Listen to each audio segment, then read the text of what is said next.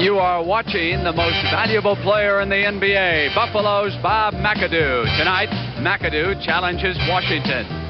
Elvin Hayes, the Big E, has scored 60 points in the last two playoff games as the Bullets have opened up a 2-1 edge on the Braves.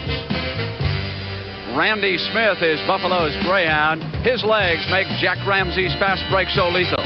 When Smith got into foul trouble early in the last game, the Braves' attack sputtered and finally died altogether.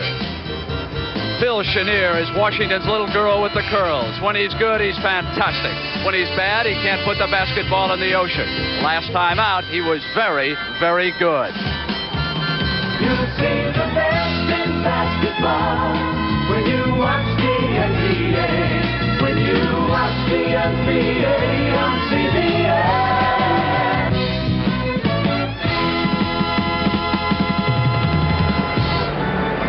Welcome to the Memorial Auditorium in Buffalo and Game 4 of the Eastern Conference semifinal series between the Buffalo Braves and the Washington Bullets.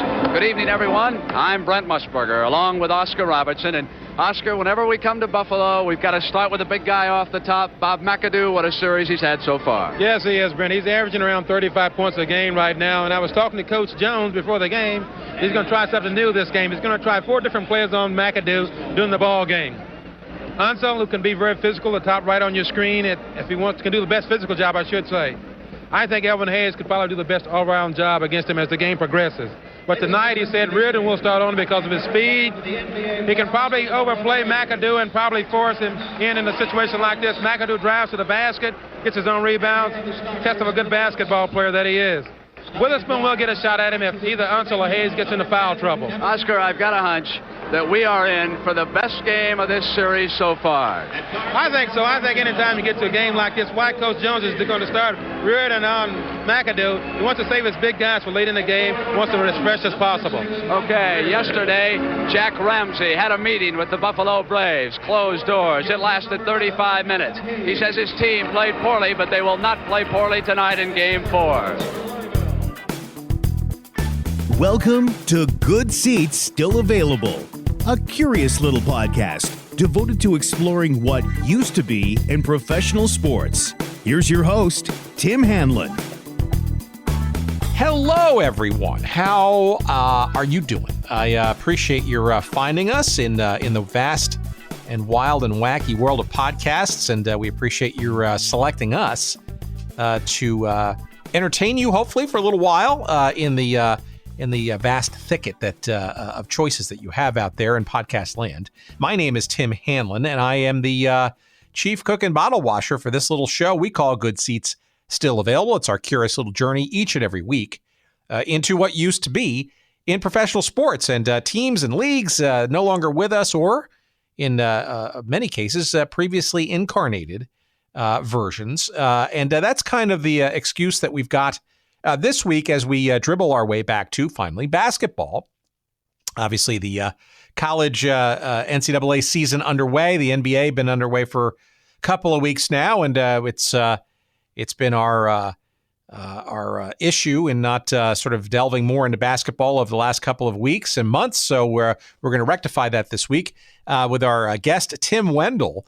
And we're going to be talking about, as you heard alluded to by Brent Musburger and his CBS broadcast partners there, the NBA and the team known as the Buffalo Braves, that now, if you're an LA Clippers fan, you should pay special attention to, in that the origin of the Clippers, first San Diego, but before even San Diego, started in the early 1970s in Buffalo, New York, of all places, when they were known as an expansion franchise as the Buffalo Braves. And that game that you heard there as a lead-up was a playoff game, one of the very few that the Braves actually got to partake in. But circa 1975, in particular, April 18th, 1975, the Braves were locked in an early round battle with the Washington Bullets.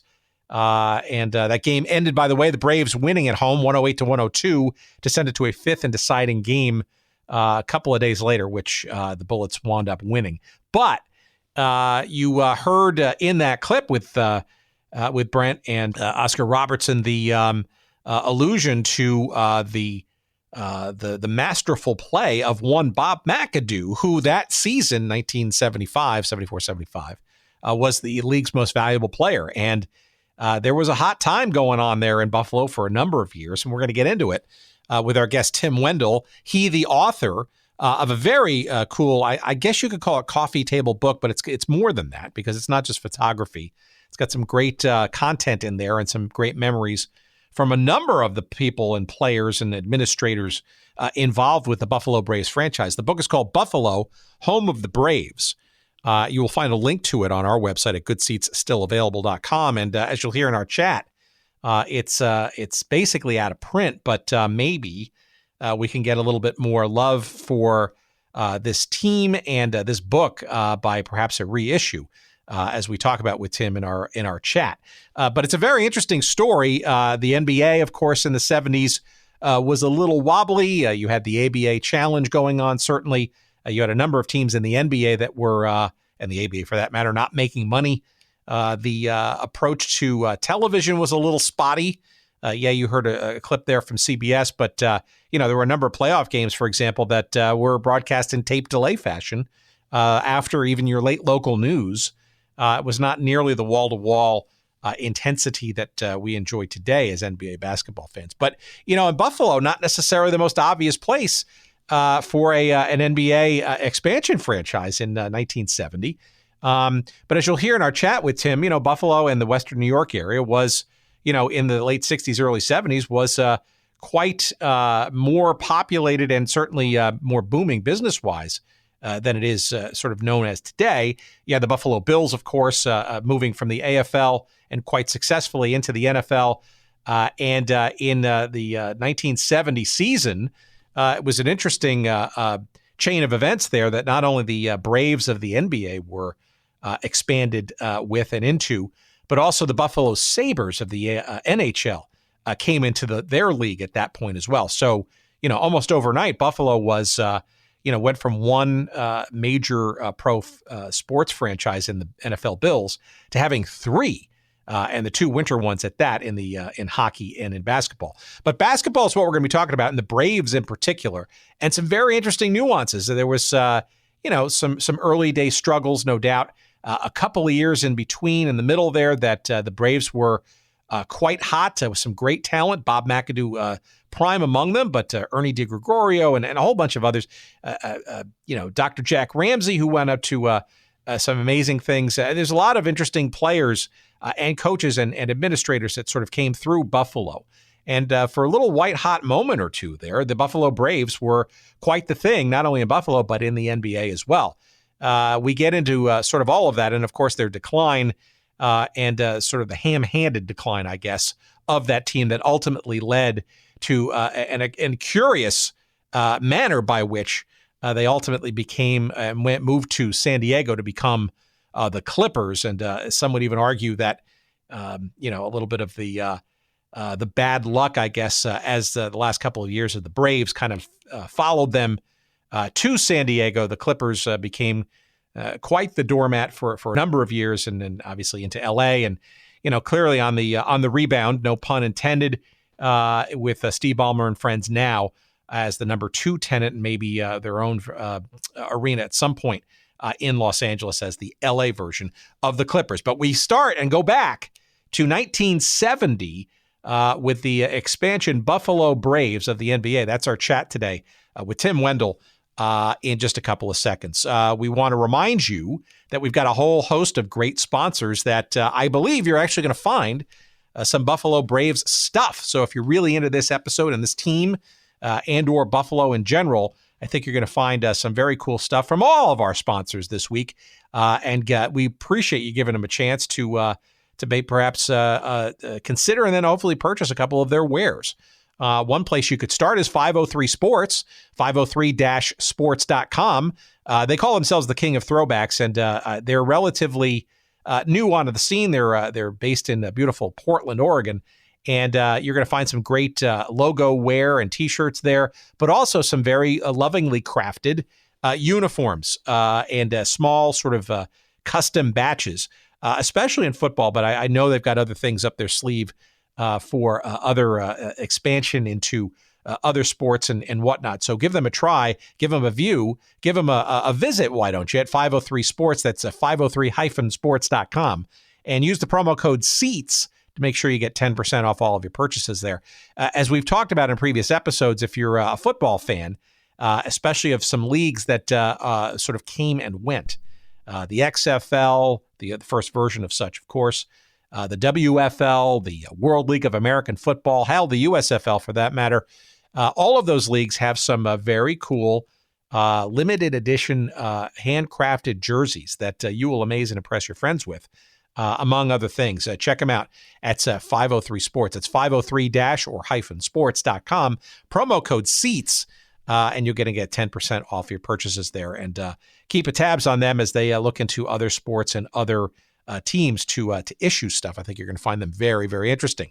I know you will find sportshistorycollectibles.com interesting because you're going to probably find a bunch of Buffalo Braves memorabilia there, as well as memorabilia from other teams and leagues no longer with us or previously incarnated. At sportshistorycollectibles.com, you can, of course, use a promo code there, Good Seats, and you're going to get 15% all of your purchases there. That's sportshistorycollectibles.com.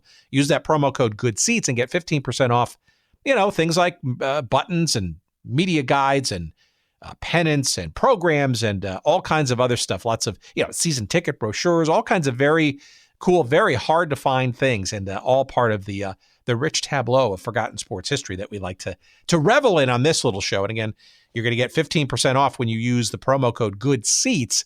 Again, at sportshistorycollectibles.com. Last but not least, please, by all means, venture over to oldschoolshirts.com. And you're going to enjoy the highest quality t-shirts I think you're going to find in the realm of sort of forgotten sports logos and teams and names and all that kind of stuff. And it's not just sports, by the way. It's also legacy or legendary radio stations of yore, or amusement parks or malls and those kinds of things. These are all sort of pop culture type memories that you're going to find, sports, of course, included, at oldschoolshirts.com. And make sure you use the promo code there once you find, and it's just a matter of time to find one that you're going to enjoy, a shirt that you love and can't live without. Use that promo code Good Seats there at oldschoolshirts.com, and you're going to get 10% off all of your purchases there on us. And please, by all means, visit there early and often, as we like to say, oldschoolshirts.com, promo code Good Seats for your 10% discount on all of your purchases. And again, with all of our sponsors, we not only say thank you, but we also appreciate you giving them a chance and a try. Go, point your browser over there, and for God's sakes, make a purchase or two. Why don't you keep us going? Give us a few shekels of love. And we'd appreciate that, because we've got so many great stories to share with you in the weeks and months to come. And we want to make sure we continue to be able to publish them with the high quality that we've been striving to do for the last year and a half going forward. All right, so let's move that banter promotionally to the side, and let us now move into a very fun conversation with the author of Buffalo, Home of the Braves. His name is Tim Wendel, sports writer extraordinaire, and we're going to get into it. The Buffalo Braves of the NBA, 1970s NBA basketball, coming at you.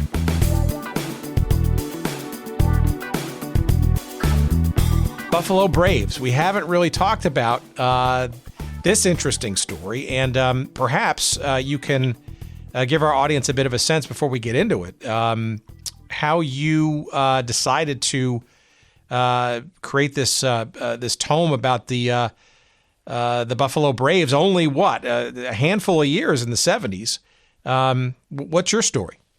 Well, I used to go to Tim. I used to go to Buffalo Braves games. I was in college at that point at Syracuse, and used to go back to the Buffalo area and see the Sabres and see the Braves and see the Bills, etc. And it's funny because a good friend of mine, John Murphy, is now voice of the Bills.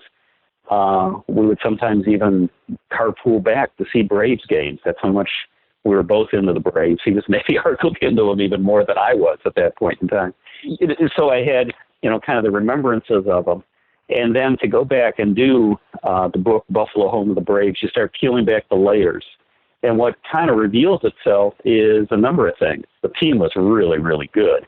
It had, 3 Rookies of the Year with Bob McAdoo, Ernie DiGregorio, Adrian Dantley. You had a future Hall of Fame coach and Jack Ramsey, who will win the championship the year after he's ousted as the coach of the Braves.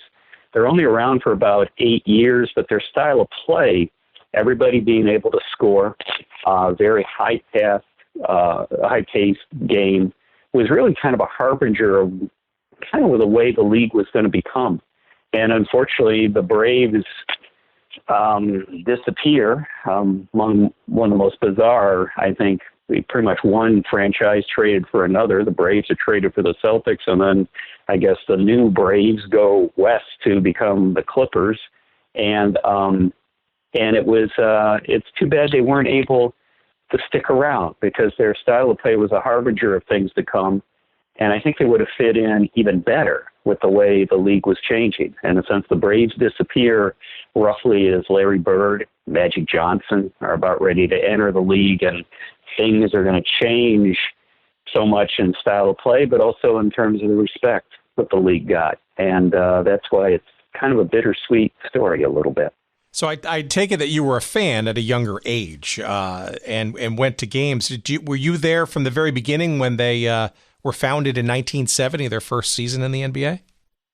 I don't think I was there maybe the first season, but certainly by the second and third season, I had attended some games because it was easy to do.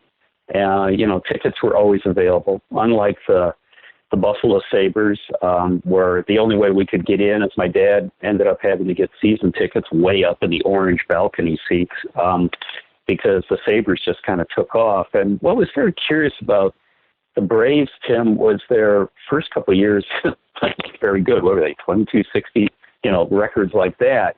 And then things changed, and they changed in a real hurry. One was the addition of Jack Ramsey coming in as coach. And I'll never forget interviewing Dr. Jack. And I tend to think the mark of a good coach is certainly somebody who's got a system, and they've got some fundamentals that they believe in and a philosophy of coaching. But I think the really good coaches that I have a lot of respect for, and, I've been, sports writer now for more than 30 years, are the ones that will take their talent and what's made available to them and change accordingly. And Dr. Jack is a guy who really believes in centers, and you see the success he had, certainly with Bill Walton later on out in Portland, and Maurice Lucas, and et cetera. I mean, such a great front line. They didn't really have a center. And so, in a sense, they had to move Bob McAdoo, who had come into the league. The Braves outbid the ABA for him, and he was pretty much going to be a forward. But they moved him to center, and he wins the scoring championship 3 straight seasons. And I think he pretty much told me so in some of the interviews. I think if Jack Ramsey had, it could go in the direction he would want to go, or would have been with a stronger front line, maybe not playing as fast as they played, maybe not playing as much run and gun as they did. But to his credit, he saw the talent he had with McAdoo. Later on, Adrian Dantley comes in. Unfortunately, Jack Ramsey's gone by then. But the backcourt of Randy Smith, Ernie DiGregorio, Jack Marin, Gar Hurd. I mean, what a team. And so you're kind of going, we can score. Let's see if we can outscore the rest of the league. And they came very close to doing it. They often ran into the buzzsaw of the Boston Celtics. I mean, one year they were ousted by the Washington/Baltimore Bullets. And they always were in the equation. Unfortunately, they just couldn't get over, in their short existence in Buffalo, over the hump and really win a championship. So it almost feels, though, and again, you were there, I was not, but having grown up in the New York metropolitan area and sort of a follower of the New Jersey Nets at the time, and the Knicks, of course, and the Braves would sort of waft in and out of not only town but also consciousness. It seemed, though, that they were kind of, I don't want to say ill-fated at the start, but circa 70, right? To me, there seems like 2 interesting things sort of going on here. One, It is a new franchise along with the Portland Trailblazers and the Cleveland Cavaliers in the league itself for the 70-71 season. Buffalo is. And it's two things. One, they're also launching at the same time. The NHL is dropping a team in Buffalo in the Sabres, right? So that's interesting. I'm wondering why that was that year. Was the odd? The odd wasn't new, right? No, the odd wasn't new at all. In fact, it was coming up for refurbishing and actually raising the roof to try to squeeze more people in. It was pretty much Buffalo, in essence, trying to go major league in a hurry on a couple of fronts. And it was very exciting, in essence, to be around at that point. And, I was leaving high school, going on to college, and so very much caught up in the sports scene, and also beginning to even start to dabble and cover it to a certain extent. But it's funny, what you have is, and I think one of the cautionary tales the Braves are, among other things, but one of the preeminent ones that they are, is the power of good ownership and how good ownership can, cure a lot of ills. It can keep things on track when maybe a team isn't doing that well. And you almost had, in a sense, the juxtaposition of the extremes of it with the Sabres and the Braves. Sabres had solid ownership in the Knox brothers. In fact, they probably should have gotten an NHL team a couple years before, but they were passed over. They bided their time, brought in really good organizational people, and they built from there. And they had incredible drafts. I mean, for some of your hockey fans out there, the French Connection with Gilbert Perreault, René Robert, Rick Martin. You have Jim Schoenfeld on defense, Tim Horton, etc. I mean, it's just incredible how they loaded that team up. What you had, unfortunately, with the Braves is the original ownership group pretty much bailed before the team even took the court. And so they reach out to a local businessman who really was new to this whole equation. And a lot of people hold him to fault, and I don't do as much, but that's Paul Snyder, who had made his fortune in frozen foods and this type of thing. And they pretty much, the city fathers and even the NBA, reached out to him at the 11th hour and said, can you help us out? I mean, the city's been awarded a team. Now we've got no ownership group because everybody else is gone. And Snyder, to his credit, stepped up. But Snyder hadn't really, number one, prepared for this, and number two, wasn't really a sports guy anyway. Unlike, say, the Knox brothers, who had been hanging around hockey, certainly the minor league team in Buffalo at that point. I mean, they had paid their dues, so to speak. Snyder unfairly had to go 0 to 60 as an owner very quickly. And I think what you had at that point was, unfortunately, despite the best intentions, a recipe for disaster, Tim. There was very little, there was a lack of patience. And when the team starts to get better, which was still relatively quickly, but maybe not quick enough for Paul Snyder, where they make the playoffs 3 consecutive years, starting their 4th year of existence, it wasn't ever good enough. And I think sometimes if you're the key to, I think quality ownership sometimes is when you know enough about what's going on and maybe things aren't going your way, on the court or on the ice or whatever it may be, but you believe in, you believe in the system. In a sense, you're going to, okay, we're going in this direction, we're going to stick with it. And when I first started Buffalo, home of the Braves, I'd kind of forgotten this, even though I was at one of the games when this had happened. The Braves were destined to have a front line of Bob McAdoo, Adrian Dantley, and Moses Malone. And as McAdoo pointed out to me, he's one of the first guys they interviewed for this book. He said, you think if they kept that front line together, I think we would have done some damage. I think we would have won some titles, certainly some divisions.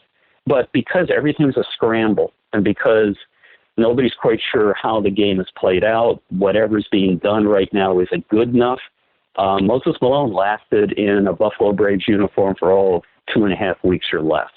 And then he was peddled. Soon after that, the season after, McAdoo was peddled. Adrian Dantley wins a Rookie of the Year honor in 1977, I believe, and soon he's run out of town. All because there's a franticness among ownership. We're good, but we got to get better. We got to do something quick. Let's do something. And the revolving door with the Braves was just incredible. And if you just kind of look back at, some of the guys that they had, if they just would have hung on to them for a little bit and just kind of seen what happens, I think it would have turned out much, much better. Well, I want to get into a couple of those things in a second, but I still can't wrap my mind around, and I'm not a native, right? So around two major league sports franchises being dropped into Buffalo. I got to think some of it had to do maybe with the frenetic pace and challenge of both the ABA and the rumblings of the WHA, perhaps. And but maybe not. But I'm also trying to figure out why Buffalo, right, versus say other markets. At that point in time, Buffalo was. Yeah, was it the Bills and their growth from in the old AFL coming into the NFL into their own, perhaps? Yeah, but I think it was more that Buffalo at that point was, as recently as the mid '60s, and this is how much our country changes sometimes, demographics. Buffalo, I believe, was the 10th or 11th largest media market and population base in the country, and now a media market, I believe it's in the 40s, and so. You can look at it from point of view today and go, ooh, that's a small market. What are they doing with all those teams in there? But on the other hand, they had the Aud is getting renovated. At that point in time, the steel mills were still going. You still had two newspapers, etc. And I think part of it is, too, one reason we see it in all sports. I think, Tim, you would agree that, quick way to make a dime, so to speak, if you're ownership of other teams, is to let more teams in and charge them a franchise fee and go for it. And Buffalo also during this point, and people don't quite realize it, and it kind of went to Toronto instead, but Buffalo came very close to having a Major League Baseball team. And one of the things I would give Snyder credit for, and we see it now in baseball, maybe less so, maybe in other sports, but these kind of regional markets. And you had a major conundrum in a way that you had an international border between the U.S. and Canada as part of a potential regional market. But Snyder started playing 10, 15 games a season up in Toronto. I think you talk to Raptors fans now in Toronto, every now and then you talk to an old timer and they go, yeah, I got into this game because I was watching those Braves. I was watching McAdoo. I was watching Ernie D. And in some ways, certainly Toronto's taken off in terms of population and demographics, but the seed for professional basketball was planted by the Braves playing up there. And one reason they're playing up there is Snyder's trying to, in a sense, make some money himself. He's trying to, keep things going. And it's kind of funny because I think if the Braves had stayed, and I must admit, I cringed the night the Cavaliers won. I felt, good for the good folks of Cleveland and all that. But as you pointed out, Cleveland and Portland came in the same year. And with a little bit more foresight, a little bit more patience, I really believe Buffalo could still support an NBA team, especially if they're bringing in fans if they didn't have a team in Toronto.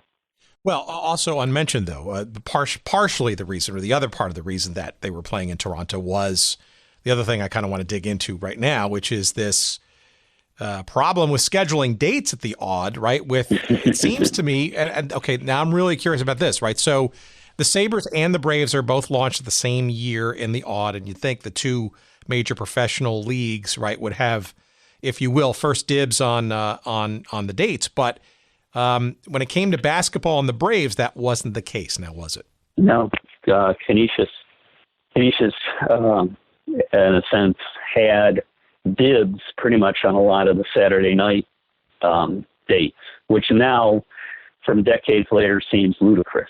How you have a team that seems to be so small time in a way as Canisius, what are they doing having these dates locked up at the premier sports facility in downtown Buffalo?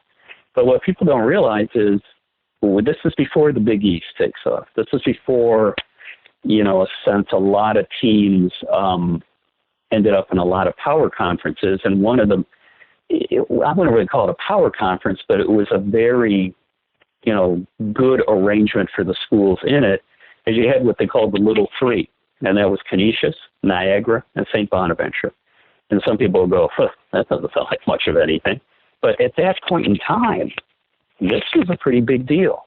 Calvin Murphy had come out of Niagara. One of the Braves' big mistakes is not drafting him in their first draft. They went with a forward named John Hummer out of Princeton. And already, that kind of churned the waters locally. I mean, you can't take the guy who starred at our local college, but they decided he didn't have the goods to play in the NBA. But of course he did, Hall of Fame. And then St. Bonaventure too. What people don't realize is they had Bob Lanier, and if Bob Lanier doesn't hurt his knee, I'm forgetting which year here, but it's one of the years where UCLA's in the Final Four, etc. You talk to some of the old UCLA folks, and I think John Wooden even alluded to this at one point in an interview or maybe one of his books. The team they feared was St. Bonaventure, with Lanier in the post.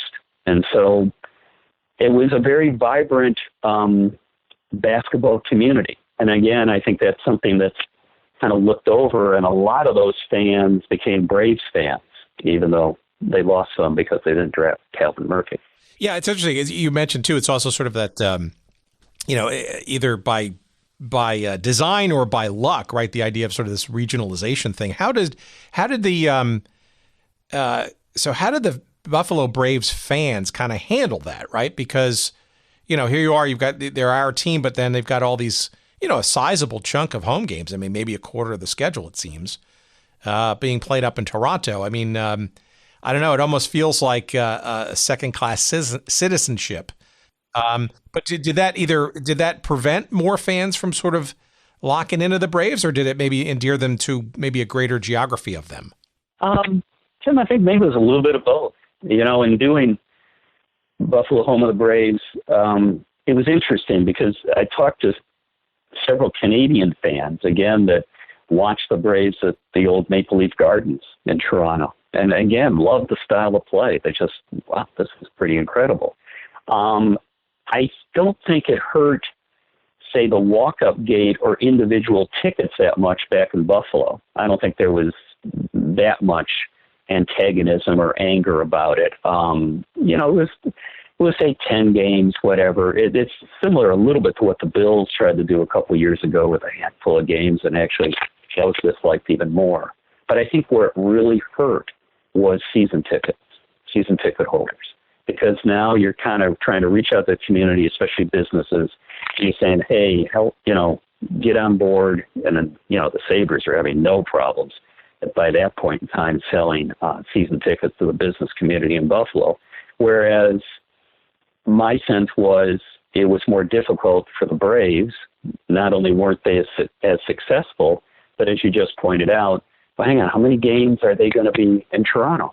Now, Toronto's not that far away. Toronto's maybe an hour and a half drive, maybe a little bit more now because the traffic's gotten worse. But so potentially for really super Braves fans, they would make the drive up. I mean, one of the things I always find ironic when I go to Sabre games back in Buffalo, when I go back home, is, especially if they play, say, the Toronto Maple Leafs, a third of the fans are Toronto fans. They come over the bridge, come across the Peace Bridge, and they're cheering their team. And so I think the regional thing could have been handled a little bit better and made it kind of one big, community, so to speak. You're split between two countries. It potentially could have worked. But I think my sense of it is season tickets, this is where it made people more reluctant to put down the added money for a season ticket, and especially the business community, and that's, in a sense, proved to be the escape clause later on and allowed the Braves to get out of town. Well, we're only talking about 8 seasons or so in the 70s, but in the beginning, right, the first couple of seasons, right, it seems like nobody really expected much from the Braves, which is to be expected when there's an expansion team. And I guess they didn't disappoint in that first season or two. Maybe you could describe a bit of sort of the formative years, the sort of getting in the league and adjusted and stuff, the fans and all that kind of stuff. And it's clear that a couple of years later, things become a lot more congealed, and it's by the record and stuff. But it seems like there's some interesting bouts of futility in these first 2-3 seasons. No, very much. And again, we're talking about expectations with the fans and this type of thing. You had futility certainly over the first 3 years, and you had some, not such, it's a typical expansion team start. It's not a very good, talent pool, except for maybe Bob Kaufman, who really endeared himself to, was a good player and endeared himself to the local populace. It was a little bit of a struggle. They're trying to figure out who's going to be the center. Elmore Smith's in. The backcourt's a bit of a mess. Things are so kind of chaotic and the door's wide open that you had a player like Randy Smith, who becomes a real fan favorite, who was coming out of Buff State, not the University of Buffalo, but Buff State College, and makes the team. And coming out of Buff State, Randy Smith was known more as a soccer player. Yet he was very fast. There wasn't a great deal of competition. He ends up winning a spot, on the fledgling Braves. But I don't know, in retrospect, if there was the patience sometimes. Things take off relatively quickly, but, the roots maybe in terms of fan following maybe weren't as deep as they could have been. And the reason I bring that up is, again, you had a community, a population that knew basketball. And that was pretty much from the Little Three. They'd had success with St. Bonaventure, Niagara, and Canisius. And in a sense, they knew good basketball. And in a sense, the first couple of years weren't good basketball. And so therefore, you don't have, in a sense, again, the season tickets and things taking off that way. It was sometimes a comedy of errors. I mean, the big blowouts, records of like 20 and 60 for the year and such. But again, that's an expansion team to be expected. But maybe the populace was expecting a little bit more, and certainly ownership was too. Why do you think Dolph Schayes was chosen as the first coach? Because he had obviously coached, a great player, right? But had coached the 76ers for a while. I think he won Coach of the Year honors in 66 or 67, I forget. And but then I thought he was like the sort of head of officiating or something for a bunch of years. He had really not been a coach really for all that much, not only a good length of time, but then, had kind of taken a leave of it. I'm just curious as to why he was the guy circled on the blotter. Because I think he was a name, Tim. He was a name that kind of, reverberates through, in a sense, Western New York, certainly Central New York. And I agree with you. I don't think he was maybe necessarily the right basketball mastermind at this point in time. But this is where, again, the lack of a plan or the lack of insight from ownership on down, from the front office on down, gets a little problematic. I mean, they had a good GM, but let's bring in a coach who, in essence, is more of a name as opposed to, at this point in time, a coach. And then you look again, I don't mean to compare them all the time with the Sabres, but you look at the Sabres and they've brought in a very successful coach/GM in Punch Imlach, who had great success up in Toronto. Again, that regional thing working for the Sabres' advantage at that point in time. So I think it was somewhat the fact not quite sure what to do. But I'll give them credit. They learn it quickly. But it's almost like, and I'm talking about the front office, the Braves front office, it's almost they got too accelerated or too revved up, because they did turn things around relatively quickly for an expansion team. I mean, by the fourth year, they're in there. They're going toe to toe with some of the best teams, in the game. And yet, they're making the playoffs by season 4. They're back in there at season 5, 6. But everything is too frantic at that point. It's almost like the residue or the bad memory of the first 3 seasons, especially the first 2, was resonating too much with ownership in the front office. Well, you mentioned the arrival of Dr. Jack Ramsey, right? So it's clear that, it seems to be that he was, I don't know if he was the reason, right? But lots of good things seem to start to happen, not necessarily immediately, but relatively soon into his tenure, including not only his coaching capabilities, right? Hall of Famer he, but also a bunch of well-regarded talent, some of which we talked about, but maybe we should dig a little deeper here, right? Maybe first and foremost is Mr. McAdoo from North Carolina. Very much. And I think, McAdoo certainly is, I guess, probably, with Dr. Jack, the main reasons things start to turn around, certainly by certainly making the playoffs by season 4. And again, I think there was, and Randy Smith's getting better at this point. Some of the supporting cast is getting better. But I don't think anybody quite expected McAdoo to be the force that he was, say, coming out of college. I mean, he played at North Carolina. He was a fine player, great player in North Carolina. But again, there was a major disagreement about where he should play. And seemed to be a natural forward, was not the biggest, he was tall, but certainly not the bulkiest guy in the world. And you got to think back, this is the time in the NBA where Wilt Chamberlain's, still going strong, even though he was still soon toning down. Kareem Abdul-Jabbar is becoming a force. Dave Cowens with the Celtics, etc.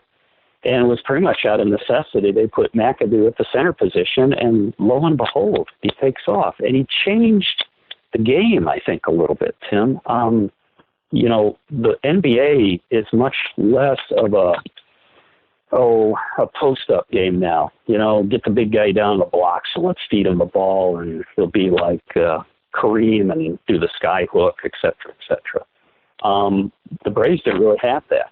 In a sense, they had about 3, sometimes 4 forwards at a time that could all shoot, with Gar Hurd and Jack Marin, for sure. And McAdoo sometimes would step out from the paint and hit the jumper from far away. He kind of blows your mind a little bit, some of the point totals he would have put up if, in a sense, the game had caught up with him and, 3-point shot and all that type of thing. And he put up incredible numbers. I mean, I was at a game where he did, I think, 50 or 52. And again, that's been superseded and, subsequent years and such. But for a guy where you weren't quite sure what his position was going to be, and now he's putting up these type of point totals, was really pretty astounding. And it not only changed the franchise, I would argue it started to change the league.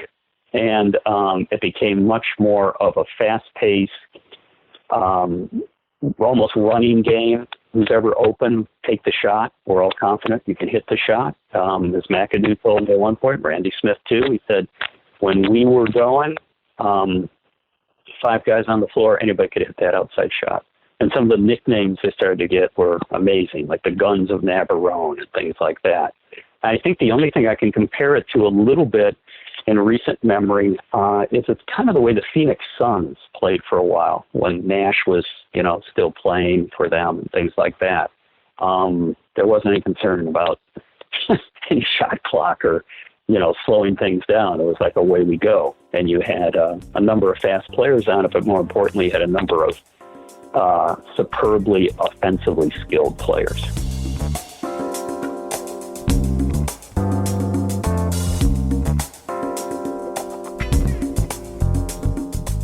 All right, time for me to catch my breath, get a cool, tasty beverage, and remind you, while we do so, that our friends at Audible are here to remind you that you can get a free audiobook download of your choice from over 180,000 titles. If you go to audibletrial.com/goodseats and use that link, of course, to try for yourself a free audiobook on us, gratis, if you will.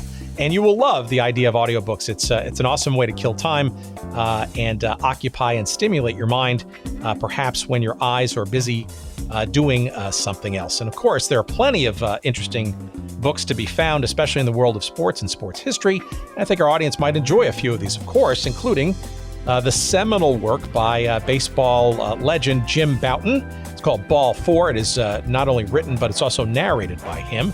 You could use your free credit for that book. And of course, as you know, Ball 4 centers around the 1969 one-year wonder that is the Seattle Pilots of Major League Baseball, but obviously the background for a whole lot of other observations about the sport of baseball. And it remains to this day perhaps one of the most celebrated writings about the sport of baseball in this country. Of course, you can also, if you're not a big baseball fan, you can go into the world of soccer with the autobiography called My Turn by Johan Cruyff, the late Johan Cruyff, perhaps one of the world's best ever soccer players. He of Dutch heritage, of course.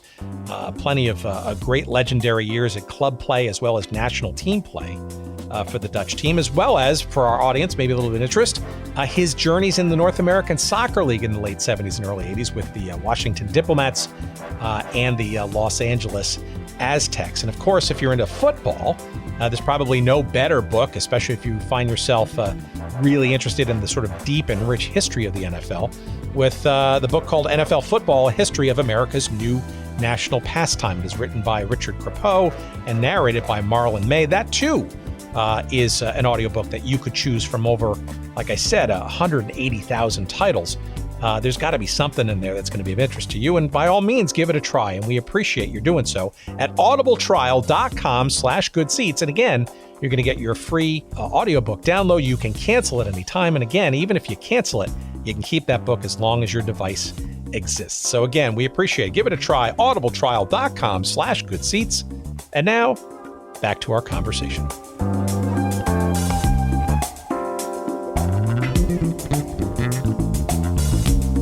And I guess, too, not to be overlooked is probably a surprise, a diamond in the rough, is Ernie DiGregorio, right? Winning NBA Rookie of the Year the season before.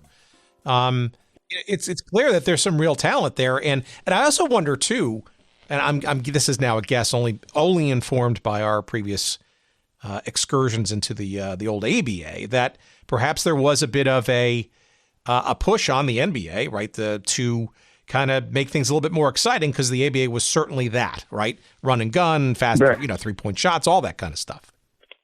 And you'll have, certainly, as John Y. Brown moves into ownership with the Braves, you'll have even a growing ABA factor with the Braves, for good and bad, I would say. But, the ABA was dynamic, was exciting. And, again, it was push the ball and go. And I think, and it's funny how things kind of work out serendipity a little bit. You brought up Ernie DiGregorio. I think was a great guard. I think he would have, really had a fantastic career if he hadn't hurt his knee, and if they had better ways to take care of knees at that point, as like in a sense scoping it as opposed to, straight ahead stitcher surgery type of thing. But the only way he ends up really on the Braves is he's coming out of Providence. I remember they were pretty good too. And if Marvin Barnes, they had Marvin Barnes, Kevin Steichen, Ernie DiGregorio, if they stay a little bit more healthy, I think they would have maybe even given UCLA a run for their money in a Final Four. But coming out of it, nobody was quite sure. Again, it's almost kind of the island of misfit toys. Nobody quite fits, and especially in that old prototypical NBA setup that was there in the 70s. And you had, if the gripe against McAdoo was, okay, he's got to play forward, right? He can't handle going against Kareem and those guys every night. He'll get all beat up. If that was the criticism against McAdoo, the criticism against Ernie DiGregorio was he's too short. And that seemed to be the prevailing opinion until the U.S. team plays the old Soviet Union team, I believe at Madison Square Garden, and Ernie D is the star of that game. And that raises his draft, in a sense, the way he's going to be drafted, he goes much higher in the draft. And Buffalo is, again, looking for stars, so looking for gate attractions, and they bring him in. And it's interesting because maybe there's more better guys, maybe Doug Collins, et cetera, coming out of that era that are going to have maybe longer, more typical professional careers. But coming out of college, Ernie D was like lightning in a bottle, and you had, again, ownership looking to get people through the turnstiles, so they signed him. What was, let's talk about the stands for a second. What was your memories and or others' memories that you've learned in your research for putting this book together of going to games? Like, what was it like? I mean, how were they as well attended, let's say, as the Sabres? It seems like in the early days, maybe not so much. But I'm just wondering, like, what the vibe of a game was at the Aud. I mean, was it raucous? Was it fun? Was it nondescript? What? Well, for Tim, for big games, and now we're talking the playoff game, especially say against the Celtics. I heard later that since Red Auerbach, this was a team he kind of feared because he couldn't quite figure out how the Celtics are going to prepare for him, etc. And they had some amazing series. I mean, the Braves never won one, but several of them went down to very controversial finishes and such. And for those type of games, the Aud was rocking. And say more of a regular season game in December or January against, I don't know, somebody, Atlanta Hawks, somebody just kind of passing through. No.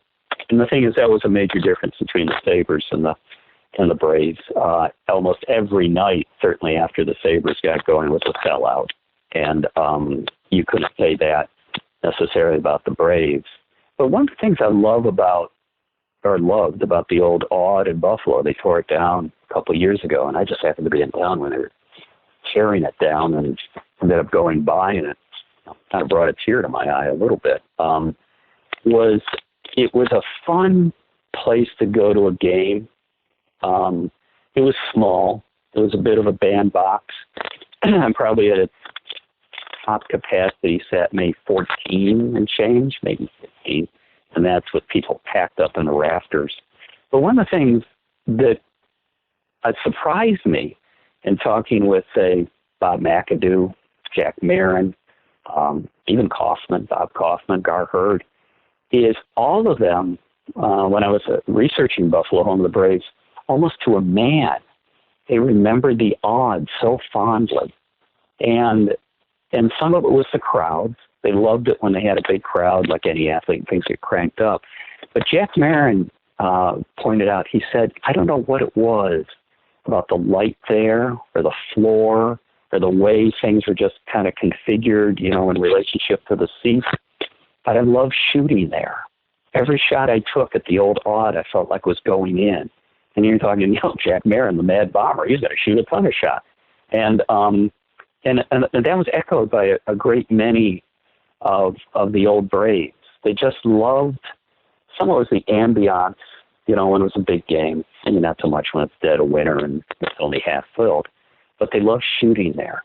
And again, it was very difficult for them to describe a little bit, but McAdoo said at one point, he said, you can put me in there blindfolded, give me a ball, take off the blindfold, I don't care where I am on the court, I'd hit it if I was back there again. And so there's a real, familiarity, but also an extreme, almost, superstition, supernatural fondness. Yeah, that's interesting. I can imagine what sort of that, and also, it was a relatively, you said earlier, it was a bigger market than it is now, but I do suspect that, it's just not the glamour, outpost of like a Los Angeles or a New York, right? No, not at all. Again, it's special, right? It's also their team. It's and people can sort of alight to it a lot more easily. It's a little bit more accessible, that kind of stuff. Well, so looking at the middle part of their lives, all right, 73 through 76 or so, the Jack Ramsey years, let's call them, or McAdoo years too. This is a team that was regularly in, for good 3 seasons in the playoff mix, right? They even won a round in the 75-76 season. It seems like that the team was somewhat solidified and I guess doing fairly well enough to be, near the average for ABA franchises in terms of the turnstiles. I'd imagine that it seemed like they were relatively I won't say flush, right? The NBA certainly had its problems team-wise in the league. I think in the 70s, maybe half the NBA teams weren't making money. But I think Buffalo was not among that sorry lot, though, right? I think they were doing pretty much okay. Yeah, they were doing fine once they got into the playoffs for the, as you say, the Jack Ramsey era, and made the playoffs 3 straight times and pushed the Celtics several times to the limit, gave them all they could handle. But again, now we're kind of back to, in a sense, the problem potentially with ownership. When is good enough? And it's funny because, again, kind of comparing the two franchises going on at the same time, the Sabres are doing very well, too. I mean, you could go, both teams are making the playoffs. Come spring, you could go to a playoff game, basketball or hockey, any night of the week. That's how much both of the teams are doing well. The Sabres arguably did a little bit better. They made the final 1 year, lost to Philadelphia, lost to the Flyers, but they didn't win it all either. Yet it didn't seem to create kind of the angst or gnashing of teeth that it did over on the Braves side. Okay, you've pushed the Celtics, you've given them all they can handle. You lose kind of almost a little bit in a controversial way to the Bullets. But look at this team you have. Why don't you kind of keep it together and figure out what you've got to fill? And if anything, we're still kind of back to how frantic I think things were in the first couple of years. In a sense, I think you're absolutely right, Tim. Things had solidified, both in terms of maybe the fans, both in terms of, say, money. But unfortunately, I don't think things had solidified, in the front office. It was always, okay, what can we do now? Well, we got to do something quick. Oh, we need this, we need that. And things, as a result, started slipping through their hands. McAdoo, for example, is traded on Christmas, I believe, 76, 77, right around there. And he finds out about it. He's shopping. Toronto's back in play again. He's shopping, doing his Christmas shopping up at the Eaton Center in Toronto with Randy Smith, his good longtime friend. And this is well before cell phones and all this. He finds out when he's being paged on the Eaton Center public address system in Toronto, McAdoo, please report, or wherever. And he thinks something dastardly, something terrible's happened to his family or something. And he rushes off and then comes back, and he's got this just stunned look on his face. And Smith goes, "What's wrong?" And McAdoo goes, "I was traded to the Knicks." In a very lopsided trade.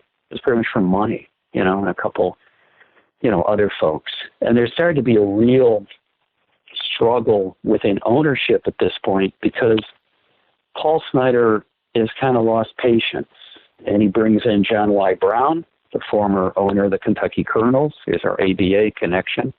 And if anything, with John Y. now involved, in a sense, the roster starts changing over even more so.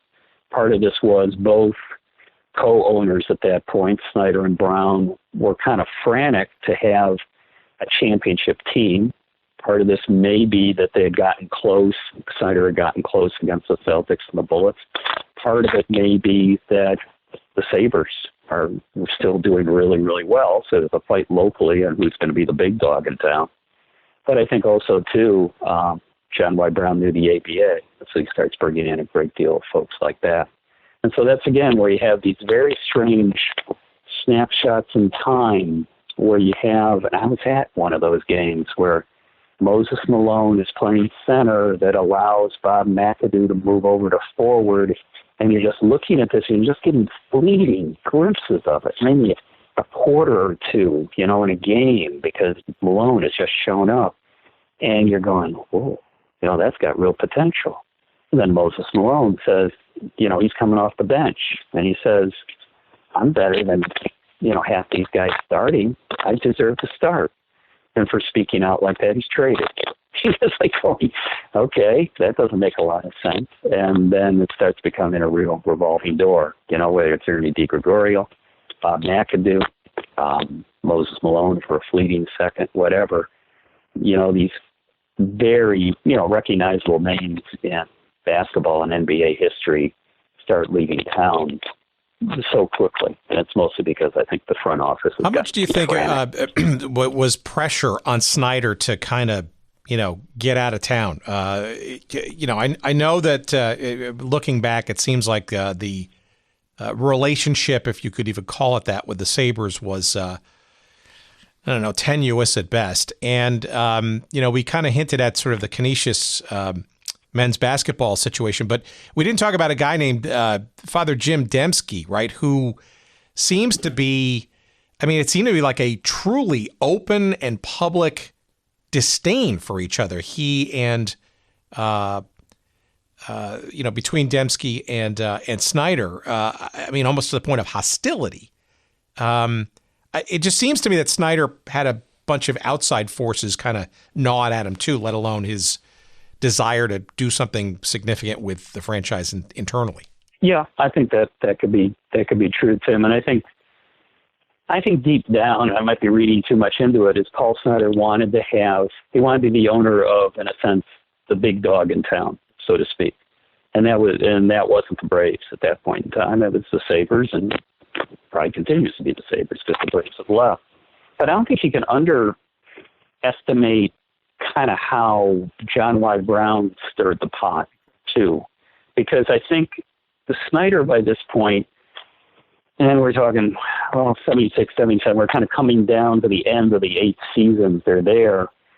And in a sense, talking with Paul Snyder and just looking back, talking with others, I think he had lost some patience, and I think he was just wore out, from being an owner.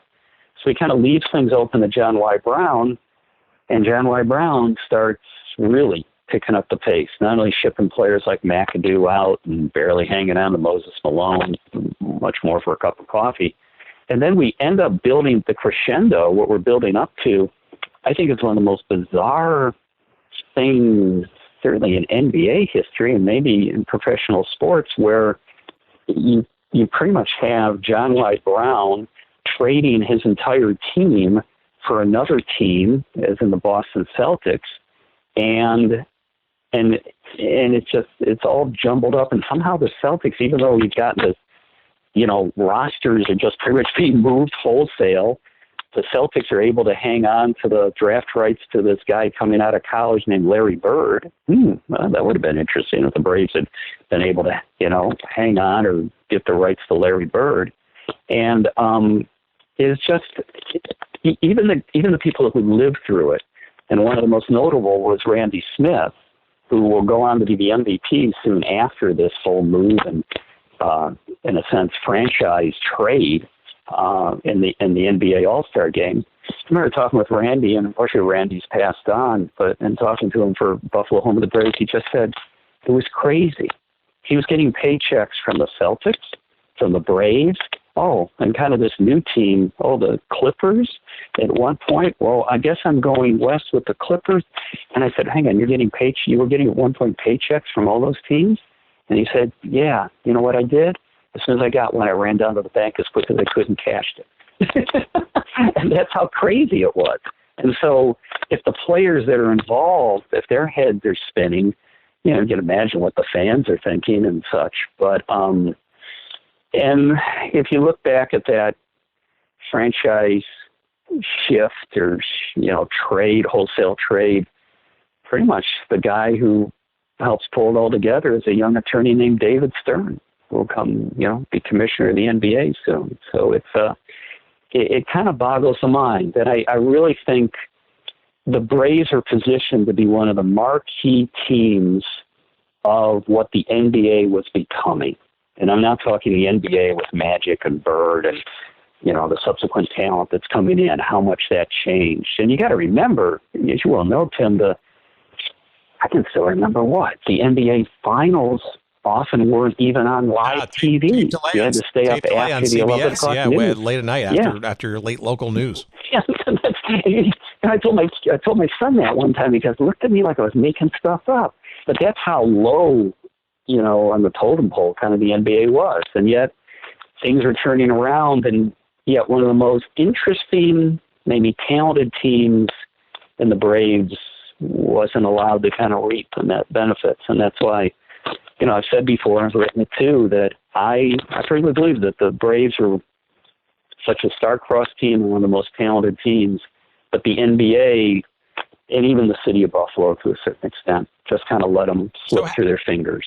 How does Brown get involved in the first place? Was this sort of his final chance, or his inevitable, or his desire to have an NBA franchise after having gone through the motions with the ABA? Yeah, very much so. I mean, he'd gone through the motions, but really hadn't kind of stepped up to the table. And Snyder he's worn down. He's getting some, he's gotten a fair amount of criticism at times. As we discussed, he still can't get his team off on a Saturday night date in pretty much the only major arena in town. He's tried going to Toronto. He's been blasted for that. I think Snyder was just wore out. So he sold 50% of the team to John Y. Brown. But that's kind of letting, a very interesting character in and having him sit down at your dinner table, and before you knew it, it was John Y. Brown. It also seems like, and I'm wondering sort of the John Y. Brown story is interesting for other things, and hopefully we'll get to explore that at some other juncture. But it seems like, and again, this is my investigation. You probably have a better read on it. Do you think this was calculated? We'll get into the Celtics thing in a second, but it doesn't seem like it would be given the fact that did it leak, or was it leaked, or was it specifically, told that, in June of '76, the news breaks that the Braves are basically leaving town. I can't imagine if I've just bought 50% of a franchise, relatively, close to that publication date, that I don't want to let that news sort of either slip out or seep that out. It doesn't make any sense.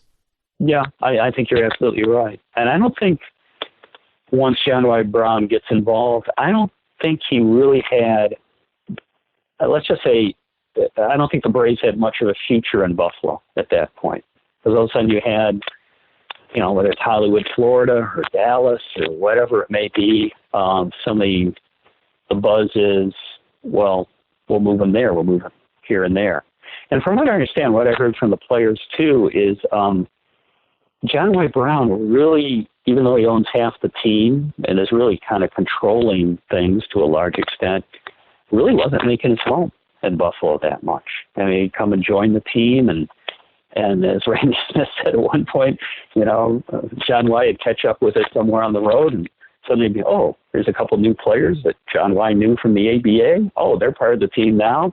Oh, what are they going to do? I don't know. We'll figure it out. And it really became catch what catch can. And, I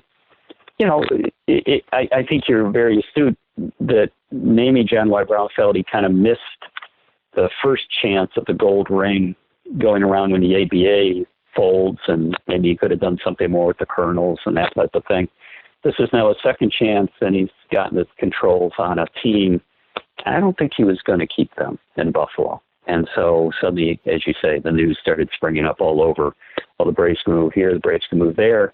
And just think what that does to your season ticket base. What do you think that does to your fan base? All of a sudden you're going, am I going to invest in this team and they're not going to be around? And for you completists out there, I think I juxtapose a piece of information. I think it was Snyder who had essentially looked at getting the team moved and purchased and moved into to Miami, or suburban Miami. It fell through. The city didn't like that when they got wind of it. But then, that then once that's out in the public, right, and a John Y. Brown coming in and buying 50% of the team, in some respects, all bets are off. And I think that's what really looks like it would happen the last two seasons. I mean, even if there was a promise or a renewed effort to keep the team in Buffalo, and it seems like, based on what I can tell, it was somewhat half-hearted. I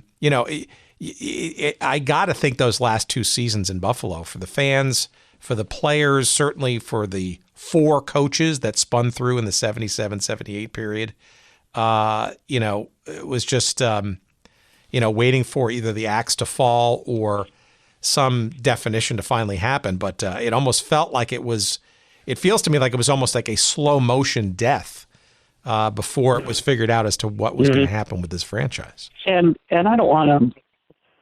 I think it's certainly a slow motion death, but it had a couple spikes that unfortunately went the wrong way for the Braves, and their fans are looking to keep them in town. And one of them, it was in the last year, and the season's hardly begun, and they've had wholesale changes, and pretty much they've built the team around Tiny Archibald, who's come in as the guard, and they've got some big men, got Swen Nader, et cetera. I mean, it's kind of an interesting team, but it all evolves around Archibald and how Archibald and somewhat Randy Smith are going to be this backcourt, and they're going to, again, play fast and et cetera. And Archibald gets hurt, before the season really has a chance to get going. And John Y. Brown was the designer of this team, so to speak. And Cotton Fitzsimmons is the coach, and it seems to have some potential as a championship team. Maybe not, but it's going to be entertaining. Also, at this point in time, the Braves are doing about every type of promotion you can do. They're having Elvis night. They're having spaghetti night. They're having, any type of thing you've ever seen. Every night's like some kind of special night. But when Archibald gets hurt, and he hurts his knee, and gets pretty much carried off the floor, the season was done at that point. And I think everybody knew it, from ownership down the front office, certainly to the fans. And again, now we're back to how many times around the block, how much patience does ownership have? And from what I heard from the players, it was once Archibald was hurt, John Y. Brown pretty much said, enough. In a sense, we're going to do radical things like completely trading the whole team for another team. And maybe we could sort of circle on that. So let's maybe because that's a natural sort of ending point for all of this, right?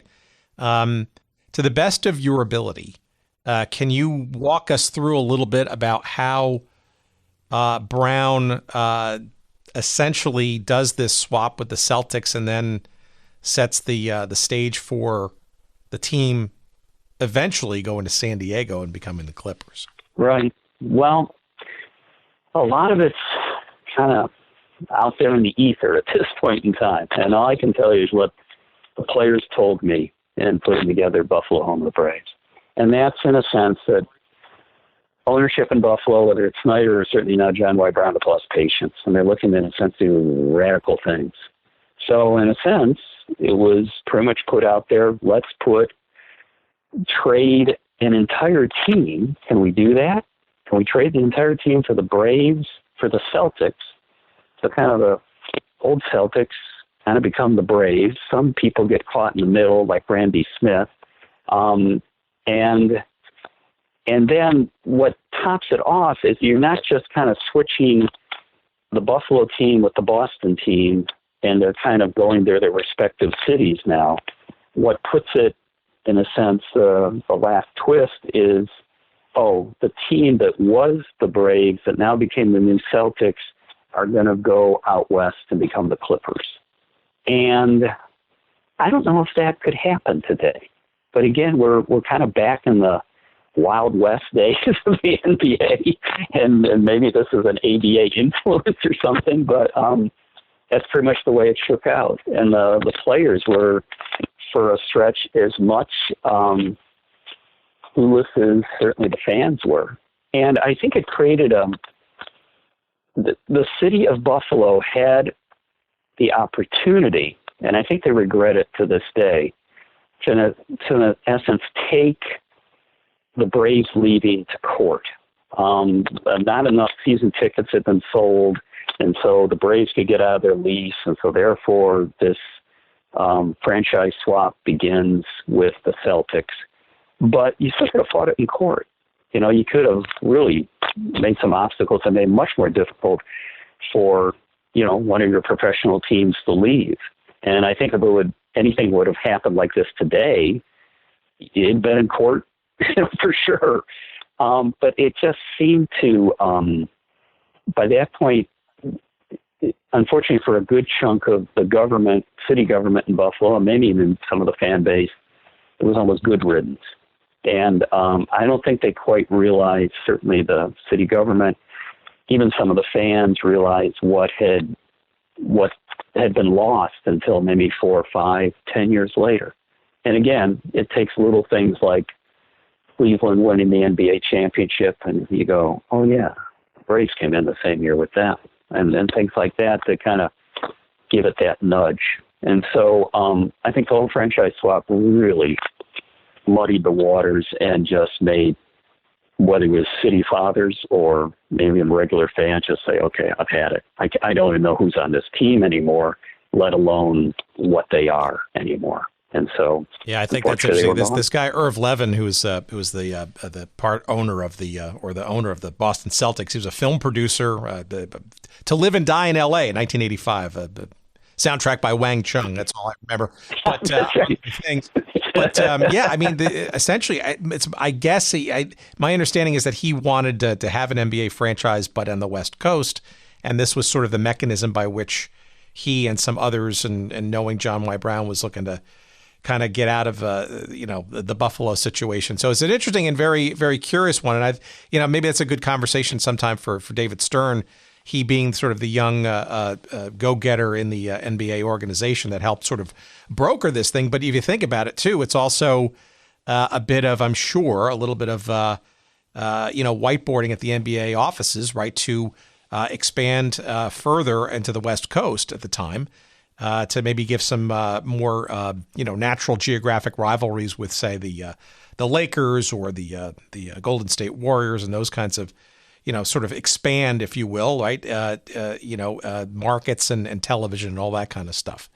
I don't want to give them too much credit, but it seems like there was a bit of a thought in making that swap sort of happen.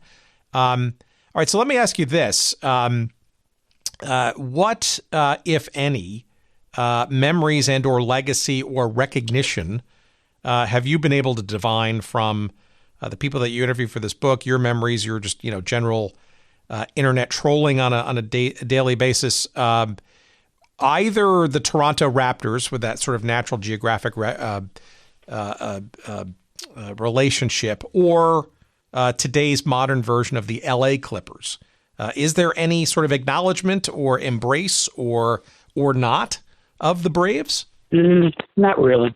I think it's kind of reluctant at times, and that's what makes it kind of eerie in some ways, Tim, is that you could have this franchise, granted they only around 8 seasons, but again, 3 Rookies of the Year, MVP, Hall of Fame coach, and yet they just all, it all kind of disappeared.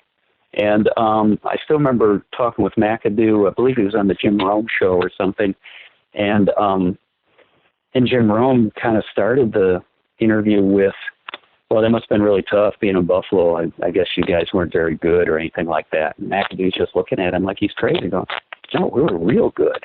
We were really close to winning it all. And yet, people say McAdoo these days. I mean, we just had a thing recently about McAdoo talking to Carmelo Anthony about, Carmelo coming off the bench, Houston, and how McAdoo did it successfully for, in LA. And everybody just kind of, it's almost like McAdoo is now known as an LA Laker. Ernie D is almost known as much for his success as Providence as his success in Buffalo. It drove some of them a little crazy. Randy Smith, unfortunately, passed on a couple of years ago, but he was very proud, among others, to be a Buffalo Brave, and yet he was telling me at one point, I'm known as a Clipper now. And I was really a Brave. And so it's eerie how in this day and age, and maybe again, excuse me, it's a harbinger of things to come, how quickly a team can disappear and how quickly a real good team can disappear, and how even the good players, the great players from it, are kind of remembered in a different light because that team doesn't exist anymore.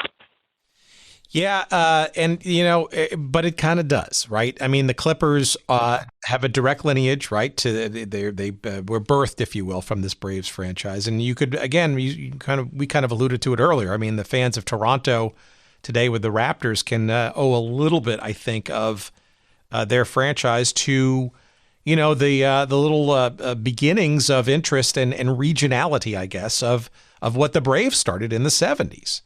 And that's so, and it's, again, that's sort of another reason why we kind of do these shows, because, as these memories sort of fade and as people pass, I think it's really important to sort of remember. And this is why we also try to, bend over backwards to find, original practitioners as well, because some of these oral histories, if you will, are, important things because they can fade away in memory. And especially now with the LA Clippers, right, being this, I guess the last major NBA franchise purchase, right, for, an ungodly sum with Steve Ballmer and friends. It's interesting. I mean, you just look back to what the somewhat humble beginnings of what that franchise was. And it's interesting to go back and sort of remember how this thing came about in the first place. I mean, there's a whole generation of kids, you young whippersnappers out there, right? Think that, the LA Clippers were always in Los Angeles, and it's clearly not the case. And at some point, we'll talk about the San Diego version of that. But it's all part of the history. I'm constantly fascinated, not only about sort of the existence and what transpired when these teams were around, but I'm also very interested / concerned about how today's successors or next generations of these franchises, or ones that don't exist anymore, how they are either remembered and embraced by what currently exists today, or frankly and sadly more often not. I've seen it in soccer. We've seen it in some of the football franchises of the past. We've seen it. It's almost like in some cases there's almost a willful ignorance or a desire to not be reminded of some of the times when things weren't so great. And today's NBA may not want to remember, it seems, what was going on in Buffalo back in the 70s, yet, there's some really compelling reasons as to why they should, I think. And you mentioned a whole bunch of them. Yeah, I totally agree. I think one of the things we've tried to do, there's been some back in Buffalo, some local groups either trying to raise a banner to the Braves and, where the Sabres play now, the new arena. I'd love to see a statue probably to Randy Smith, somewhere around downtown Buffalo. But, every now and then when I get kind of maybe discouraged about it or bummed out about how things can disappear, something will happen, just kind of give you this odd sense of hope, Tim. And I think it was a couple of years ago, the old Buffalo Braves jersey was one of the biggest sellers among, say, vintage NBA, uniforms. And I was in Buffalo, I was up there maybe a couple of years ago, and there was a guy, T-shirt shop on Elmwood Avenue, one of the main drags in Buffalo, and I'm just walking around, and I walk in, and he's got Braves shirts, and I was just, wow, I was like a god. And I got talking with him, and he said, I can't keep these in stock. And that just kind of made me feel really good in a weird way, that, even though they maybe deserved better, on a lot of fronts, the memory of Bob McAdoo, Randy Smith, Ernie DiGregorio, Dr. Jack, is still in an odd way being passed along. And that gives me some solace. Well, Tim, I do appreciate this is a great remembrance of a team that, was very essential and a big part of the NBA during the 1970s, a very interesting and transitional decade for that league. Why don't you take this opportunity to give us some promotional love? Now, this book is not in print anymore, is it? And maybe some reasons as to why, and maybe how it could become again? Well, I think it's going to be brought back out. People can find Buffalo Home of the Braves, on Amazon, and there's different outlets that are still carrying it. And one of the things that it wasn't, actually my brother Chris was the major publisher with it, with his Sun Bear Press out of Michigan, northern Michigan. And one of the things he did very well was there's so many photographs, and there's so many even the old, the way the uniforms changed, the old player cards. He made sure all of it was in here. And it's kind of a time machine for people that are either interested in it or even knew the Braves. And it's been kind of heartening for people that have picked up the book and just start flipping through it. And, I think it's got well over like 225 photographs, all this stuff. And they just go, I feel like I'm going back in time. I feel like I'm back there. And the other thing we did is one of my first jobs out of college is I worked at the morning paper in Buffalo. And there was a very esteemed sports columnist there, Phil Arnaldo, who I'd read growing up and then got to work right alongside. And he ended up being prince of a guy. That's always a disappointment when you've been kind of reading somebody and then you get to meet him, you go, I don't know. But there was no letdown on that at all. And what we've done is taken some of Phil's columns from the old Courier Express and run them, in a sense, kind of along the edges of, some of the pages. And certainly his column about the Braves leaving, the epilogue, is just amazing. It's so one of the fitting things. And, the last couple lines are John Brown's game plan was a perfect one. For 3 months, he drove everybody batty with his courting of city after city to the point where everybody had him and the Braves up to here. Then he pulled off the stupendous deal with the Celtics, and nobody as much hollered foul. Nobody cared where he went as long as he went, and they got him out of their hair. Yes, sir, Brown's game plan worked to perfection. And unfortunately it did. And I think a deserving city lost the team that they really treasured. All right, so are we breaking news here that you may indeed figure out a way to reissue this book and a new printing? Well, I think so. I think we will.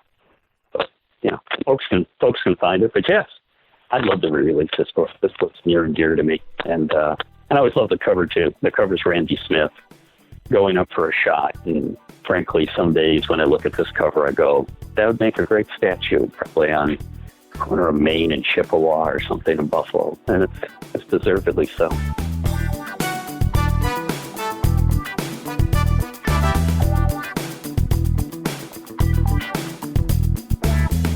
All right, fun times in Buffalo, New York. Certainly in the 70s it was at the Memorial Auditorium, known as the Aud.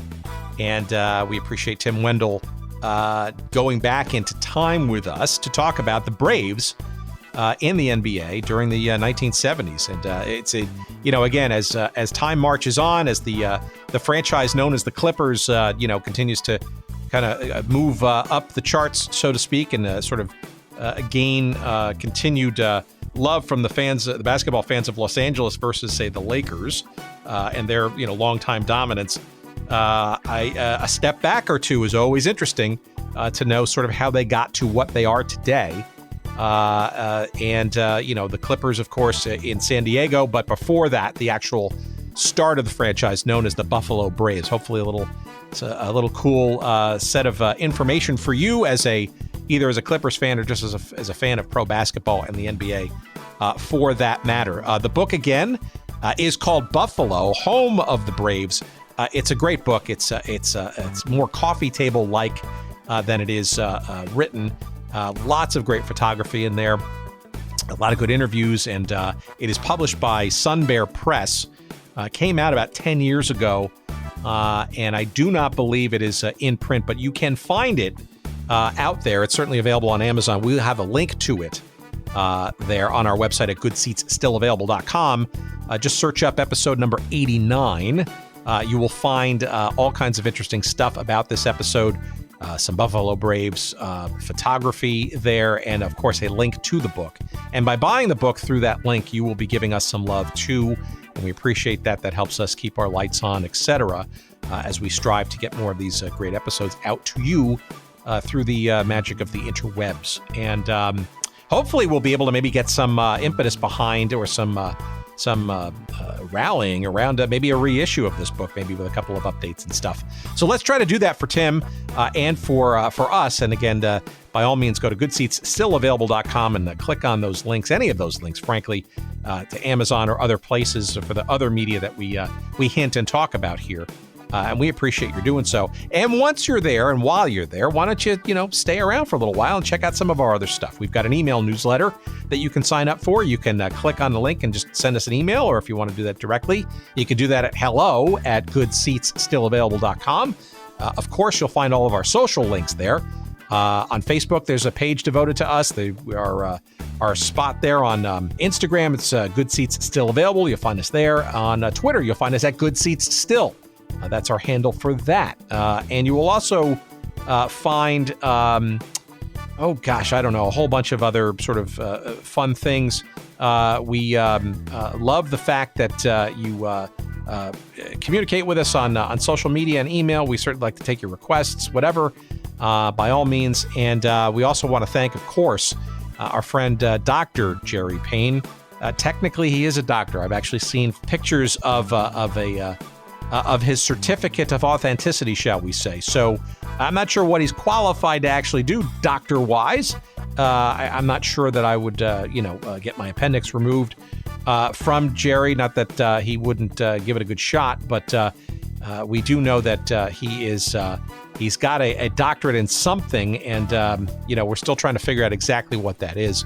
But when it comes to podcasting, he is the doctor of love when it comes to putting our pieces together, making us sound somewhat decent, somewhat nice, somewhat smooth. And we appreciate his efforts each and every week, despite perhaps his disdain for doing so. We appreciate him doing it. And Podfly Productions is the firm that he works with. And again, if you are interested in podcasting in any way, shape, or form, I cannot think of a better place to go to learn and or be helped by when it comes to production or editing and all that kind of stuff than Podfly Productions. You go to podfly.net, check them out, and please, of course, tell them that your pal Tim from Good Seats Still Available sent you, and they will treat you like royalty, like they do me. All right, I'm done here for this week. I appreciate your listening, and until next week, we'll talk to you again soon. Take care, everybody. Bye-bye.